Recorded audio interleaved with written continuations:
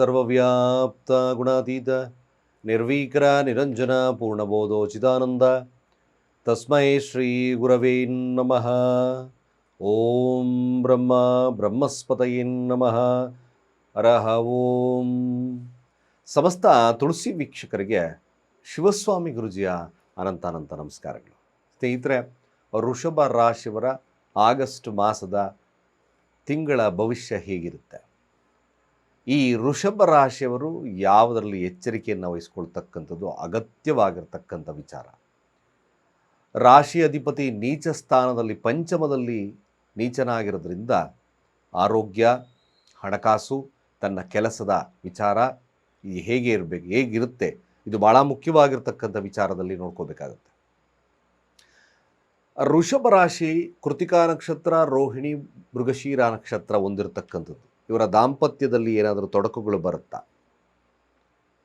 ಅಥವಾ ಕೆಲಸದಲ್ಲಿ ಸಮಸ್ಯೆಗಳು ಕಾಣಿಸ್ಕೊಳುತ್ತಾ? ಪ್ರತಿಯೊಂದು ರಾಶಿ ಅಂದರೆ ನಕ್ಷತ್ರದವರದು ಕೇಳ್ತೀನಿ. ವೃಷಭ ರಾಶಿ ಕೃತಿಕಾ ನಕ್ಷತ್ರ ಹೇಗಿರುತ್ತೆ? ವೃಷಭ ರಾಶಿ ರೋಹಿಣಿ ನಕ್ಷತ್ರ ಹೇಗಿರುತ್ತೆ? ವೃಷಭ ರಾಶಿ ಮೃಗಶೀರ ನಕ್ಷತ್ರ ಹೇಗಿರುತ್ತೆ? ನಕ್ಷತ್ರ ಸಹಿತವಾಗಿ ನಿಮಗೆ ನಾನು ಕೊಡ್ತಾನೆ. ಎಲ್ಲರದ್ದು ಒಂದೇ ಥರ ಇರುತ್ತಾ? ನೋವೇ, ಅವರದ್ದು ಬದಲಾವಣೆ ಇರುತ್ತೆ. ವೃಷಭ ರಾಶಿಯವ್ರದ್ದು ಎಲ್ಲರದ್ದು ಒಂದೇ ಥರ ಇರಲ್ಲ. ಆ ನಕ್ಷತ್ರದ ಅನುಗುಣವಾಗಿ ನಾವು ನೋಡಬೇಕಾಗುತ್ತೆ. ಲಗ್ನದಲ್ಲಿರ್ತಕ್ಕಂಥ ಕುಜ ಮಿಥುನ ರಾಶಿಯನ್ನು ಪ್ರವೇಶವನ್ನು ಮಾಡಿದ್ದಾನೆ. ಅದೇ ಕುಟುಂಬ ಸ್ಥಾನ. ವೃಷಭ ರಾಶಿಯವರು main point, it's very very main point, ತನ್ನ ಕುಟುಂಬದ ಕಾಳಜಿ, ಹಣಕಾಸು, ಇದನ್ನು ಭಾಳ ಮುಖ್ಯವಾಗಿ ನೋಡ್ಕೋಬೇಕಾಗತ್ತೆ. ರಾಶಿ ಅಧಿಪತಿ ಆಗಿರ್ತಕ್ಕಂಥದ್ದು ನೀಚದಲ್ಲಿ ಸಂಚಾರವನ್ನು ಮಾಡ್ತಾ ಇದ್ದಾನೆ. ಶನಿಯ ದೃಷ್ಟಿ ಕೂಡ ಇದೆ, ವಕ್ರ ದೃಷ್ಟಿ. ಇದು ಸಮಸ್ಯೆಗಳು ಕಾಡಬಹುದು. ನಿಜವಾಗ್ಲೂ ಹೇಳ್ತಾ ಇದ್ದೇನೆ, ಲಗ್ನಾಧಿಪತಿ ಪಂಚಮ ಸ್ಥಾನ, ಫೈನಾನ್ಷಿಯಲ್ ಪ್ರಾಬ್ಲಮ್ ಬಂದ್ಬಿಡುತ್ತೆ. ನೀವು ಮಾಡಿರ್ತಕ್ಕ ಇಲ್ಲೀಗಲ್ ವ್ಯವಹಾರಗಳು ಕೂಡ ಕಣ್ಣಿಗೆ ಬಂದ್ಬಿಡುತ್ತೆ. ದಾಂಪತ್ಯದಲ್ಲಿ ಸ್ವಲ್ಪ ಸಮಸ್ಯೆಗಳು ಉಂಟಾಗ್ತಕ್ಕಂಥದ್ದು ಸತ್ಯ. ಅದೇ ರೀತಿಯಾಗಿ ನೋಡಿ, ಒಂದೊಂದು ಕೃತಿಕಾ ನಕ್ಷತ್ರ ತಗೊಳ್ಳೋಣ. ಕೃತಿಕಾ ನಕ್ಷತ್ರ ವೃಷಭ ರಾಶಿ ಮೊದಲ ವಿಚಾರದಲ್ಲಿ ಸ್ವಲ್ಪ ಮಟ್ಟಿಗೆ ನೀವು ವಾದ ವಿವಾದಗಳಲ್ಲಿ ತೊಡಗ್ತಕ್ಕಂಥದ್ದು ಜಾಸ್ತಿ ಇರುತ್ತೆ. ಸಾಂಸಾರಿಕ ಜೀವನದಲ್ಲಾಗಿರ್ಬೋದು, ಮನೆಯ ವಿಚಾರದಲ್ಲಾಗಿರಬಹುದು, ಆಸ್ತಿಯ ವಿಚಾರದಲ್ಲಾಗಿರ್ಬೋದು, ಸ್ವಲ್ಪ ವಾದ ವಿವಾದಗಳು ಕಂಡು ಬರುತ್ತೆ.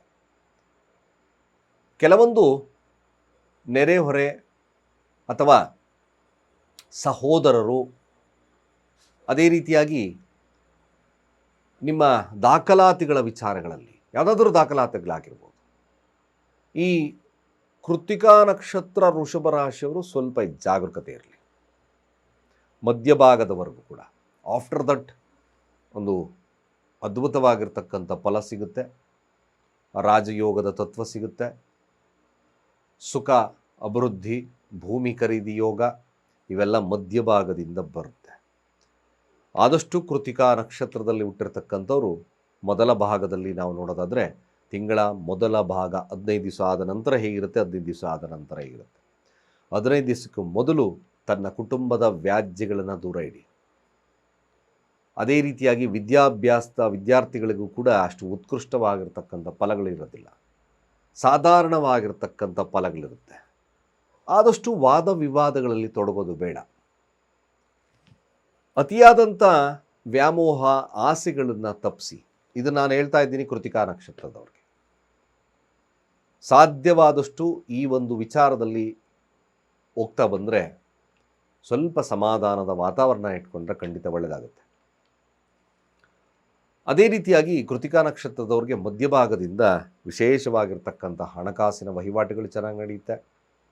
ವ್ಯಾಪಾರದಲ್ಲಿ ಉತ್ಕೃಷ್ಟವಾಗಿರ್ತಕ್ಕಂಥ ಫಲಗಳು ಲಭ್ಯವಾಗುತ್ತೆ.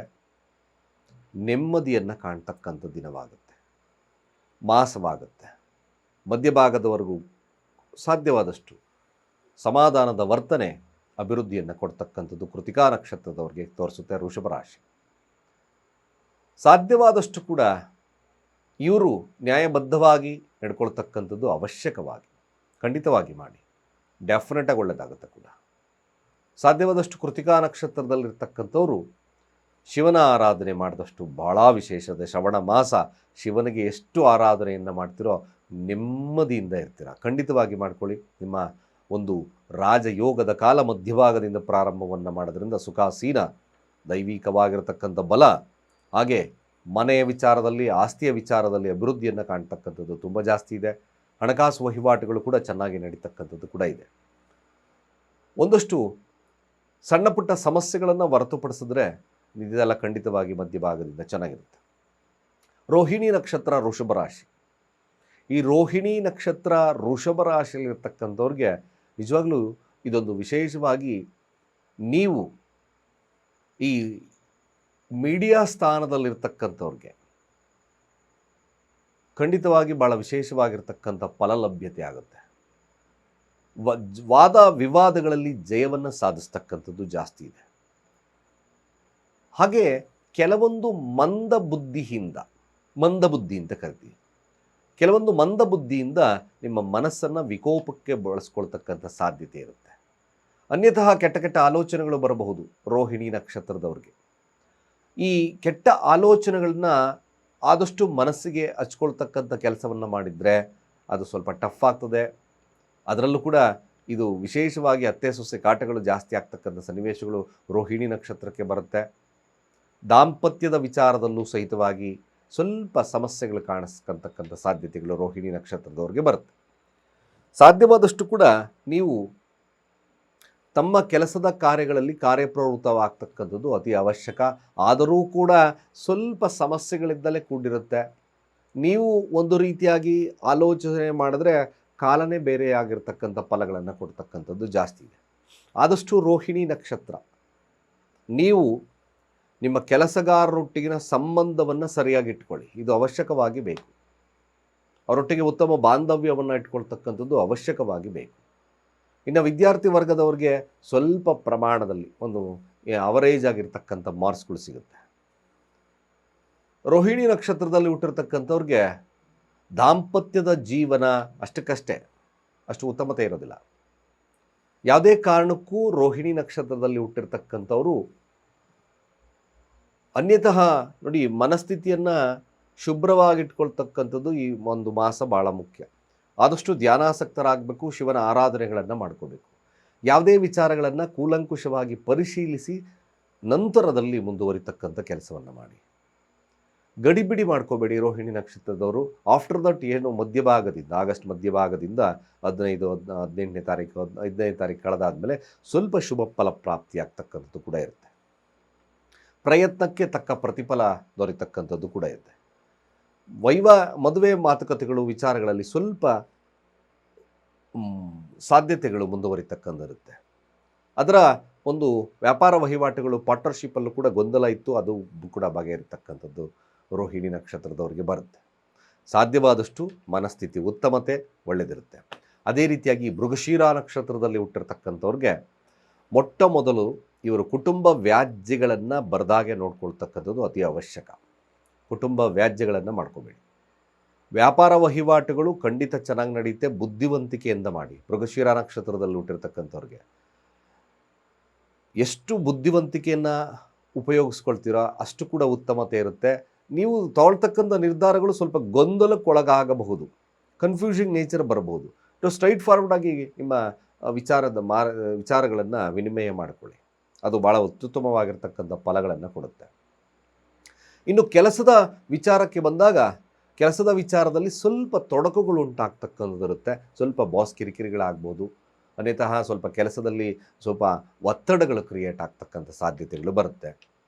ಆದರೂ ಕೂಡ ಅಂತ ಭಯಪಡ್ತಕ್ಕಂಥ ವಿಚಾರಗಳಿಗೆ ಬೇಡ.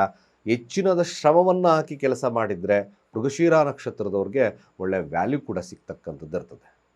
ಇನ್ನು ಮದುವೆ ಮಾತುಕತೆ ವಿಚಾರಗಳಲ್ಲಿ ಸ್ವಲ್ಪ ವಿಳಂಬವಾಗ್ತಕ್ಕಂಥದ್ದು ಸಾಧ್ಯತೆ ತುಂಬ ಜಾಸ್ತಿ ಇದೆ. ಮಾತುಕತೆ ಇನ್ನೇನು ಆಗುತ್ತೆ ಅಂತಕ್ಕಂಥದ್ರಲ್ಲಿ ಮುರಿದು ಬೀಳ್ತಕ್ಕಂಥ ಸನ್ನಿವೇಶಗಳು ಕೂಡ ಬರುತ್ತೆ. ಸಾಧ್ಯವಾದಷ್ಟು ಶತ್ರುಗಳಿಂದ ದೂರವಿರಿ. ಇದು ಭಾಳ ಮುಖ್ಯವಾಗಿರ್ತಕ್ಕಂಥ ವಿಚಾರ. ಶತ್ರುವಿನ ಮೇಲೆ ಯಾವುದೇ ಕಾರಣಕ್ಕೂ ಪ್ರಹಾರಗಳು, ಸುಮ್ಮನೆ ಇದ್ದಕ್ಕಿದ್ದಾಗೆ ಮಾತುಗಳನ್ನು ಆಡ್ತಕ್ಕಂಥದ್ದು ಸ್ವಲ್ಪ ಕಡಿಮೆ ಮಾಡಬೇಕು.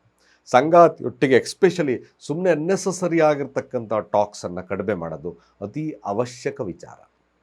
ಇದನ್ನು ಮೃಗಶಿರ ನಕ್ಷತ್ರ ವೃಷಭ ರಾಶಿಯಲ್ಲಿರ್ತಕ್ಕಂಥವ್ರು ತಿಳ್ಕೋಬೇಕು. ಪ್ರತಿಯೊಂದು ನಕ್ಷತ್ರದವ್ರಿಗೂ ಬಿಡಿಸಿ ಹೇಳ್ತಾ ಇದ್ದೇನೆ. ಅದನ್ನು ಸರಿಯಾಗಿ ಅರ್ಥೈಸ್ಕೊಳ್ತಕ್ಕಂಥದ್ದು ಭಾಳ ಮುಖ್ಯ. ನೋಡಿ, ನಿಮಗೆ ಲಾಭ ವಹಿವಾಟುಗಳು ಎಲ್ಲವೂ ಬಂದರೂ ಉಳಿದಲೇ ಇರತಕ್ಕಂಥದ್ದು ಕೂಡ ಜಾಸ್ತಿ ತೋರಿಸುತ್ತೆ. ಮೃಗಶಿರ ನಕ್ಷತ್ರಕ್ಕೆ ವ್ಯಯ ಯಾವ್ದಕ್ಕನ ಒಂದು ವ್ಯಯ ಮಾಡಿಬಿಡ್ತೀರ, ಇಲ್ಲ ಸ್ನೇಹಿತರಿಗೆ ಕಳ್ಕೊಳ್ತಕ್ಕಂಥದ್ದು ಅಥವಾ ಇನ್ನಿತರ ಯಾವುದೇ ಆಗಿರ್ತಕ್ಕಂಥ ವಿಚಾರಕ್ಕೆ ಕಳ್ಕೊಳ್ತಕ್ಕಂಥದ್ದು ಜಾಸ್ತಿ ಇರುತ್ತೆ. ಈ ಒಂದು ವಿಚಾರದಲ್ಲಿ ಸ್ವಲ್ಪ ಜಾಗರೂಕತೆ ಅವಶ್ಯಕವಾಗಿ ಮಾಡಿ. ಅದೇ ರೀತಿಯಾಗಿ ಮೃಗಶಿರ ನಕ್ಷತ್ರದಲ್ಲಿ ಆರೋಗ್ಯದ ವಿಚಾರದಲ್ಲೂ ಕೂಡ ಸ್ವಲ್ಪ ವ್ಯತ್ಯಾಸಗಳು ಕಂಡು ಬರ್ತದೆ. ಆದಷ್ಟು ಆರೋಗ್ಯವನ್ನು ಉತ್ತಮವಾಗಿ ನೋಡ್ಕೊಳ್ಳಿ. ಅಡಿಕ್ಷನ್ ಪ್ರಿಯರಾಗಬೇಡಿ. ಮೃಗಶಿರ ನಕ್ಷತ್ರದಲ್ಲಿ ಚಟಕ್ಕೆ ದಾಸ್ಯರಾಗ್ತಕ್ಕಂಥದ್ದು ಸ್ವಲ್ಪ ಆರೋಗ್ಯದಲ್ಲಿ ಸಮಸ್ಯೆಯನ್ನು ಕೊಡುತ್ತೆ. ಅದೇ ರೀತಿಯಾಗಿ ಮೃಗಶಿರ ನಕ್ಷತ್ರ ವಿದ್ಯಾರ್ಥಿ ವರ್ಗದವರಿಗೆ ಮಧ್ಯಭಾಗದಿಂದ ಅದ್ಭುತವಾಗಿರ್ತಕ್ಕಂಥ ಫಲಗಳಿರುತ್ತೆ. ತಾವು ಎಫರ್ಟ್ ಹಾಕಿ ಕೆಲಸವನ್ನು ಮಾಡ್ತಕ್ಕಂಥದ್ದು, ಎಜುಕೇಷನಲ್ಲಿ ಇನ್ನಷ್ಟು ಉತ್ತಮವಾಗಿರ್ತಕ್ಕಂಥ ಫಲಗಳನ್ನು ನೋಡ್ತಕ್ಕಂಥದ್ದು ಇರುತ್ತೆ. ಸಣ್ಣ ಪ್ರಯಾಣಗಳು ಈ ಒಂದು ಮಾಸದಲ್ಲಿ ಇವರಿಗೆ ಬರ್ತಕ್ಕಂಥ ಸಾಧ್ಯತೆಯೂ ಕೂಡ ಇರುತ್ತೆ. ಒಟ್ಟಾರೆಯಾಗಿ ಮೃಗಶಿರ ನಕ್ಷತ್ರದವ್ರಿಗೆ ಮಿಶ್ರ ಫಲಗಳಿರ್ತಕ್ಕಂಥ ಸಾಧ್ಯತೆಗಳನ್ನು ಬರುತ್ತೆ. ಓವರಾಲ್ ಒಂದು ವೃಷಭ ರಾಶಿಯನ್ನು ತಗೊಂಡಾಗ ಕೃತಿಕ, ರೋಹಿಣಿ, ಮೃಗಶಿರ ನಕ್ಷತ್ರದ ಒಂದು ವೃಷಭ ರಾಶಿಯ ಗುಂಪನ್ನು ತಗೊಂಡು, ವೃಷಭ ರಾಶಿಯನ್ನೇ ರಾಶಿ ಅಧಿಪತಿ ಪಂಚಮದಲ್ಲಿರೋದ್ರಿಂದ ದ ಮೋಸ್ಟ್ ಆಗಿ ಮಾಡ್ತಕ್ಕಂಥ ಕೆಲಸ, ಸಾಲವನ್ನು ಮಾಡಬೇಡಿ, ಕೆಲಸದಲ್ಲಿ ಭಾಳ ಎಚ್ಚರಿಕೆಯನ್ನು ವಹಿಕೊಳ್ಳಿ, ಅಗತ್ಯವಾಗಿ ಆರೋಗ್ಯದಲ್ಲಿ ಎಚ್ಚರ. ಇದು 3 ವಿಚಾರಗಳ ಬಗ್ಗೆ ಅತಿ ಅವಶ್ಯಕವಾಗಿ ಕಾನ್ಸಂಟ್ರೇಷನ್ ಮಾಡಬೇಕಾಗುತ್ತೆ.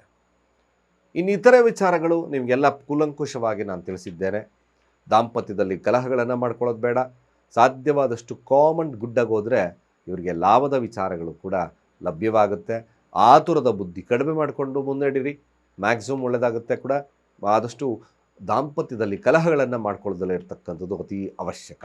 ಇಷ್ಟು ಈ ಒಂದು ರಾಶಿ ನಕ್ಷತ್ರದವರ ಈ ಆಗಸ್ಟ್ ಮಾಸದ ಫಲ. ಖಂಡಿತವಾಗಿ ನಮ್ಮ ಚಾನಲನ್ನು ಸಬ್ಸ್ಕ್ರೈಬ್ ಆಗಿ ನಿಮ್ಮ ಅನಿಸಿಕೆ ಅಭಿಪ್ರಾಯವನ್ನು ಕಾಮೆಂಟ್ ಮಾಡಿ ಅಂತ ಹೇಳ್ತಾ, ಸರ್ವೇ ಜನ ಸುಖಿನೋ ಭವಂತು.